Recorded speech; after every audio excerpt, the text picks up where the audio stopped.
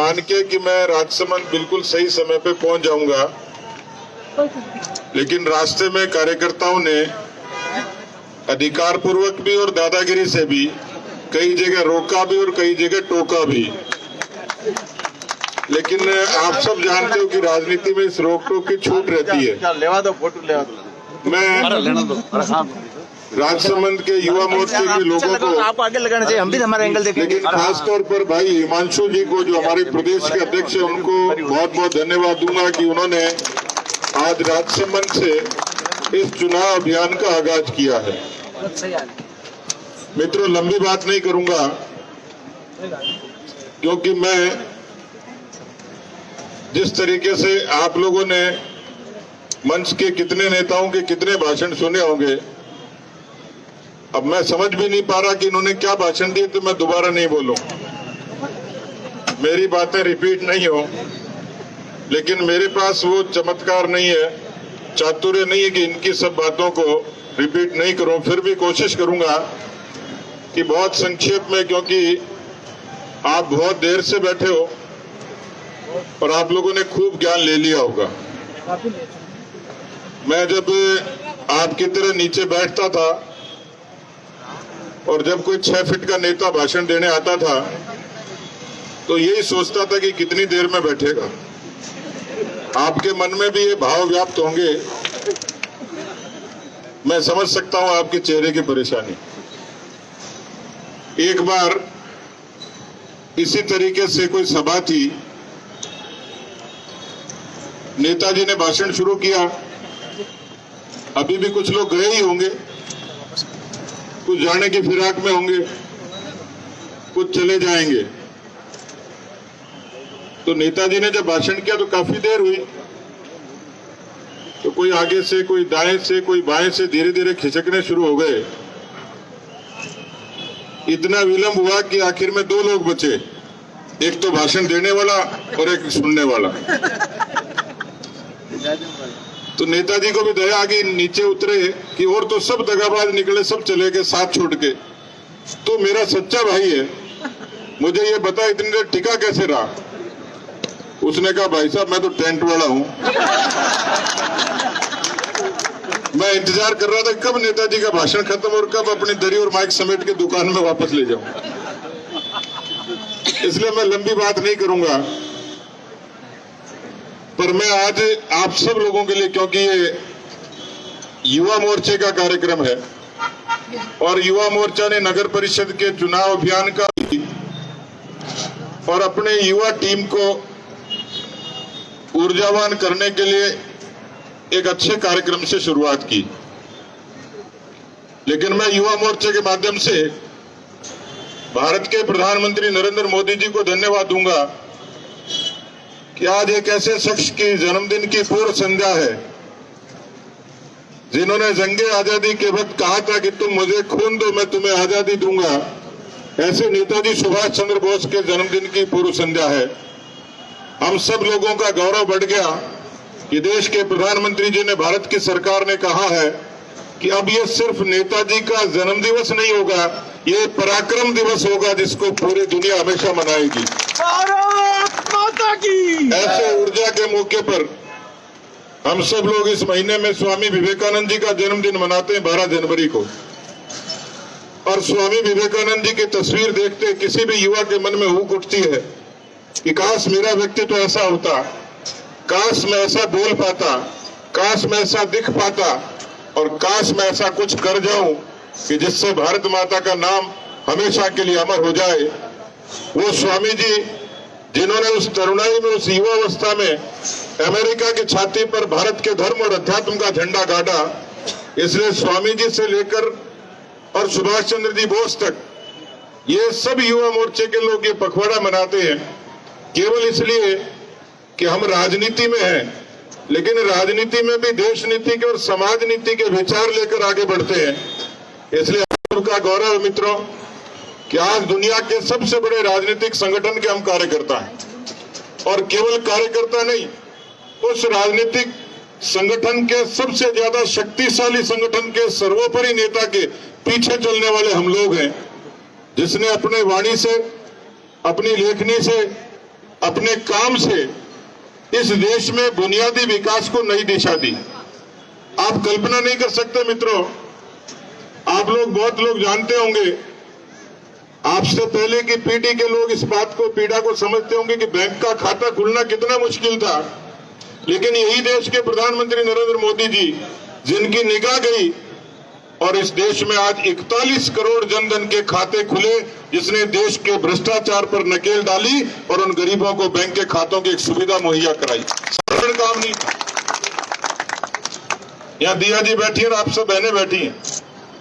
भारत के गांव की कल्पना करते हैं, जिस देश में नारियों की पूजा होती थी वहां उस गांव की महिला अंधेरा होने का इंतजार करती हो, जिनकी सुरक्षा को खतरा, स्वास्थ्य को खतरा, इस देश के प्रधानमंत्री ने कितनी दूरदृष्टि रखी और देश में 10 करोड़ से भी ज्यादा शौचालय बनाए।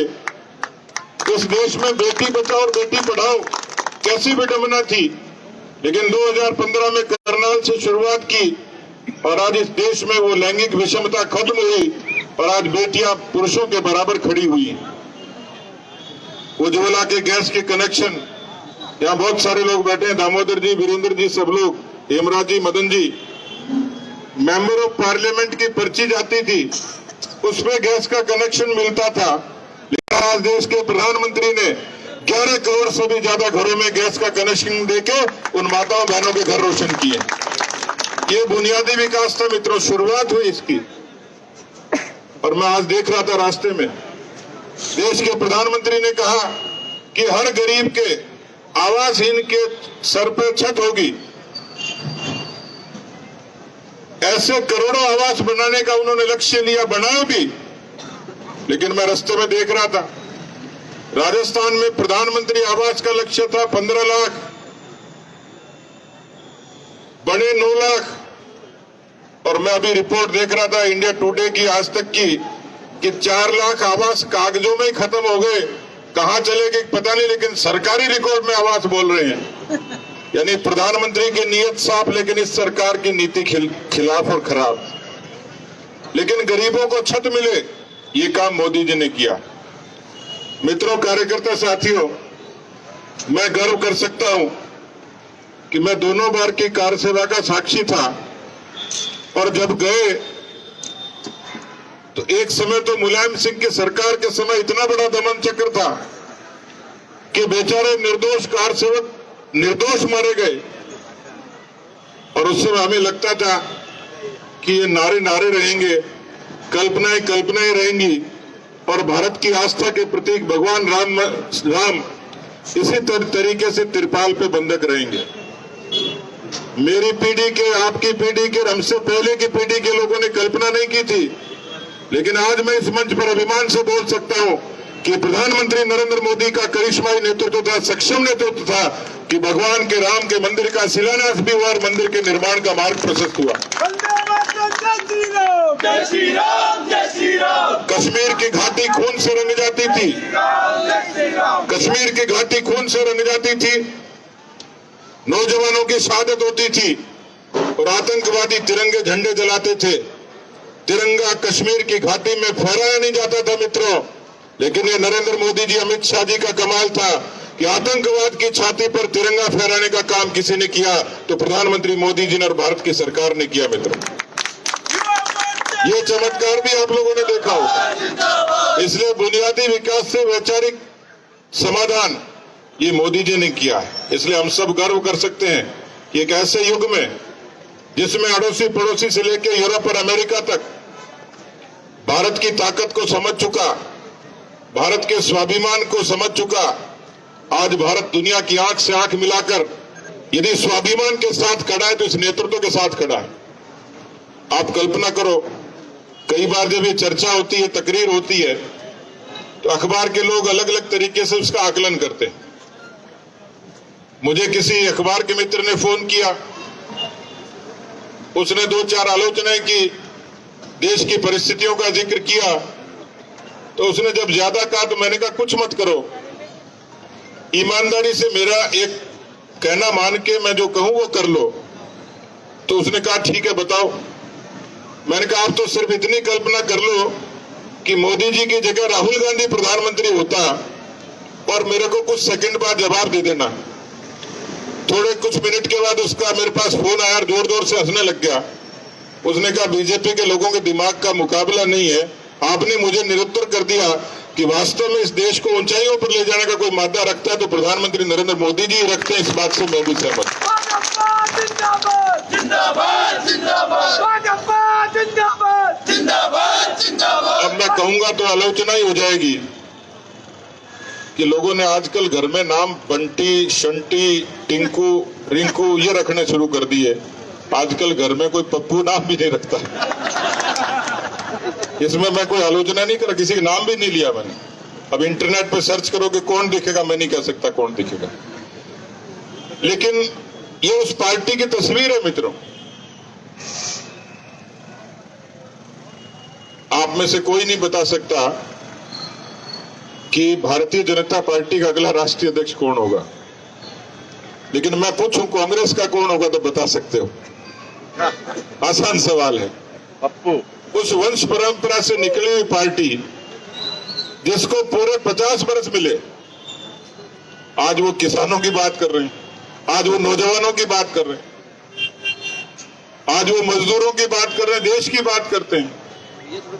लेकिन मैंने तो ऐसे कभी नहीं देखा। मैं देखता हूं कई बार छोटे छोटे कार्यकर्ता भी किसी दिन भागते हैं कि भाई साहब आज तो जाना ही है। तो क्या है कि बच्चे का जन्मदिन है, बच्चे का जन्मदिन मनाने के लिए साधारण कार्यकर्ता भी भागता है। यहाँ तो कांग्रेस पार्टी का 136वां जन्मदिन था और उसके सबसे बड़े नेता कहाँ गए थे? इटली। नानी के गए थे। भाई सभी जाते हैं, बुराई क्या। लेकिन 136 साल की कांग्रेस हुई, उसका जन्मदिन था, लेकिन उसका सरपरस्त उस दिन इटली चला जाता है। अपनी पार्टी से भी कमिटमेंट नहीं है तो देश की जनता से क्या कमिटमेंट होगा। इसलिए मैं निवेदन करना चाह रहा हूं, इस राजस्थान की सरकार को 2 वर्ष से ऊपर हो गए। आमतौर पर किसी सरकार के खिलाफ, मैं उदयपुर में पत्रकारों से बात कर रहा था तो उदयपुर के पत्रकार पूछ रहे थे कि आपके इस कॉन्फिडेंस का कारण क्या है? आप कह रहे हो कि निकायों में भी हम जीतेंगे, हम चारों के चारों उपचुनाव भी जीतेंगे, तो इस कॉन्फिडेंस का कारण क्या है? मैंने कहा इस कॉन्फिडेंस का कारण भारतीय जनता पार्टी का कार्यकर्ता तो है ही, लेकिन कांग्रेस पार्टी भी। आमतौर पर कोई सरकार होती है तो उसके खिलाफत शुरू होती है 4 साल में, 5 साल में, तो लोग कहते हैं कि एंटी इनकम्बेंसी है, सत्ता के खिलाफ आक्रोश है, सत्ता के विरोध में माहौल है। लेकिन 2 साल में पूत के पैर पालने में दिख जाते हैं। वैसे तो शुरुआत तो साल 6 महीने में हो गई थी, लेकिन 2 साल पूरे हुए और मैंने उनको कहा भी मैं प्रमाण दूंगा, तो उन्होंने कहा क्या प्रमाण दोगे? मैंने कहा पहला प्रमाण तो यह है कि राजस्थान के इतिहास में जब से पंचायती राज बना, आज राजस्थान में, अब तो संख्या बढ़ गई, लेकिन लगभग 4 करोड़ 75 लाख मतदाता हैं। 2 करोड़ 41 लाख लोगों ने वोट दिया, मतदान में हिस्सा लिया, मतदाता थे। ये पहली बार हुआ कि पंचायती राज के चुनाव हुए और सत्ता के खिलाफ राजस्थान की जनता ने 21 में से 14 जिला परिषदों में भारतीय जनता पार्टी को जिताया और कांग्रेस पार्टी 5 पे सिमट के रह गई। ये पहली बार हुआ है। ये केवल मैं भाषण के लिए नहीं कह रहा, ये तथ्य है, प्रमाण है, जीवंत प्रमाण है। और यही सरकार के आक्रोश का सबसे बड़ा प्रमाण है। 50 निकायों के चुनाव उसमें 32 निर्दलीय जीते, हम नहीं जीते। कांग्रेस इस बात से राजी हो रही थी, लेकिन मैंने कहा पलट के देखो सही, तुम भी नहीं जीते। 32-50 में से 32 निर्दलीय जीतना यानी सरकार के खिलाफ है मैंडेट। और इसलिए मैंने कहा कि मैं कह सकता हूं कि 90 निकायों में, जिसमें राजसमंद की नगर परिषद भी शामिल है और हमारी जितनी नगर पालिकाएं हैं, उसमें अधिकांश में भारतीय जनता पार्टी जीतेगी, क्योंकि पिछले 2 साल में शहरी निकायों में इस विकास के नाम पर इस सरकार ने कुछ नहीं किया, नए टेंडर भी नहीं किए, भ्रष्टाचार तो दूर की बात है। इसलिए मित्रों, मैं पत्रकारों से बात करते हुए यही कह रहा था, सारे कारण गिना रहा था पर राजसमंद के नौजवानों के बीच में ये बात जरूर कहूंगा कि इस पार्टी ने ये कहा कि हम आएंगे तो नौकरियां खोलेंगे, भर्तियां खोलेंगे। मेरी जानकारी में 2 दर्जन से भी ज्यादा ऐसी भर्तियां हैं जो या तो न्यायालय कोर्ट के अंदर पेंडिंग है या अधिकारी और मंत्रियों के टेबल पे धूल खा रही हैं। इन्होंने कहा कि हम आएंगे तो बेरोजगारी भत्ता देंगे। मोटे अनुमान के तौर पर 20 लाख लगभग लोग हैं जो बेरोजगार कहलाए जाते हैं। लगभग 1.25 लाख लोगों को कभी पैसा दिया और कभी नहीं दिया। एक तो जोरदार किस्सा हुआ कि बेरोजगारी भत्ते के नाम पे कोई भी बेरोजगार सपना पाल सकता है कि 3,000 रुपए तो खाते में आएंगे। तो एक मियां बीबी का झगड़ा हुआ, शादी हुई, फिर झगड़ा हो गया, तलाक हो गया। कोर्ट ने आदेश दिया कि उस नौजवान को, तेरी पत्नी को, तेरे को 1,500 रुपए भरण पोषण का भत्ता देना पड़ेगा हर महीने। वो नौजवान कोर्ट में गया, उसने जज साहब को कहा कि आपका आदेश शर्मा थे, मैं पूरा स्वीकार करता हूं कि मैं 1,500 रुपए अपनी पत्नी को निश्चित रूप से दूंगा, लेकिन मैं तभी दूंगा जब अशोक गहलोत जी मेरे खाते में 3,000 रुपए बेरोजगारी भत्ते के जमा करवा दें। अब ये घर तोड़ने का काम भी करने लगे। देश में बेरोजगारी की दर है, कोरोना भी था, इकोनॉमी का भी कारण थे, 7.3। राजस्थान में पता आपको कितनी है? 4 गुना ज्यादा है मित्रों। ये बात तो नौजवानों की करते हैं। 28.4% राजस्थान की बेरोजगारी हिंदुस्तान में सर्वाधिक। इन्होंने जन घोषणा पत्र में कहा कि हम आएंगे तो जनता को सुरक्षा देंगे, अच्छी कानून व्यवस्था देंगे, लेकिन आज शहर का कोई भी चौराहा सुरक्षित नहीं है, कोई बहन बेटी सुरक्षित नहीं है, कोई आम आदमी सुरक्षित नहीं है। और राजस्थान के आज तक के इतिहास में आप और हम सब जानते हैं कि राजस्थान शांत प्रदेश है। 5,80,000 मुकदमे ये राजस्थान की धरती पर पहली बार दर्ज हुए। 5,80,000 मुकदमे मित्रों, ये राजस्थान की कानून व्यवस्था की वानगी है। यहाँ शहरी क्षेत्र के लोग हैं, लेकिन बहुत सारे लोग खेती और किसानी से भी जुड़े होंगे, नहीं तो उनसे संपर्क संबंध जरूर होगा। जो पहली वादा खिलाफी थी वो थी किसान कर्जे माफी की। कांग्रेस पार्टी के अंतर्राष्ट्रीय नेता ने कहा कि जब सरकार आएगी तो 10 दिन में कर्जा माफ कर देंगे पूरा, और 10 तक गिनती भी बताई जैसे हमको आती नहीं थी। 2 साल से ऊपर हो गया मित्रों। 59 लाख किसान 99,000 करोड़ के कर्जे की माफी का भी इंतजार कर रहा है, और सैकड़ों से ज्यादा लोगों ने इस कर्जे के कारण आत्महत्याएं कर ली।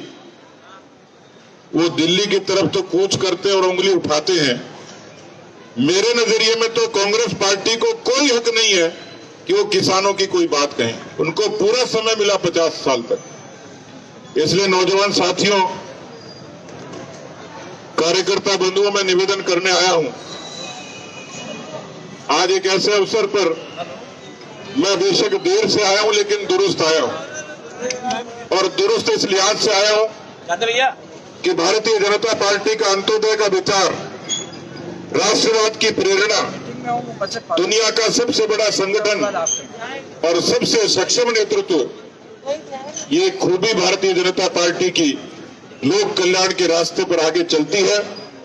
मैं भारतीय जनता युवा मोर्चा के तमाम कार्यकर्ताओं का साधुवाद करूंगा, अभिनंदन दूंगा कि उन सब ने पूरी मजबूती के साथ भारतीय जनता पार्टी का कमल खिलाने की ठान ली है।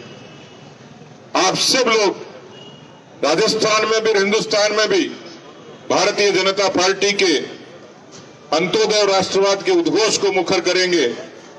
आप सब लोग कमल की शान के लिए, दुरंगे की शान के लिए काम करेंगे। और इसलिए आप सब युवा तरुणाई के लिए कहा जाता है, जब हम उछलते हैं तो आसमां उछलता है, जब हम मचलते हैं तो तूफान मचल उठते हैं। हमें बदलने की कोशिश न कर जमाने, जब हम बदलते हैं तो इतिहास बदल उठते हैं। इसलिए नौजवान साथियों, देश का इतिहास बदल रहा है। आप सब लोग इसमें एक ऐसे भारत के साक्षी बनेंगे। जब 2022 को आजादी के 75 वर्ष होंगे तो भारत दुनिया का सिरमौर बनेगा, दुनिया का सबसे शक्तिशाली और ताकतवर देश बनेगा। इन्हीं शुभकामनाओं के साथ बहुत बहुत धन्यवाद। जय हिंद, जय भारत।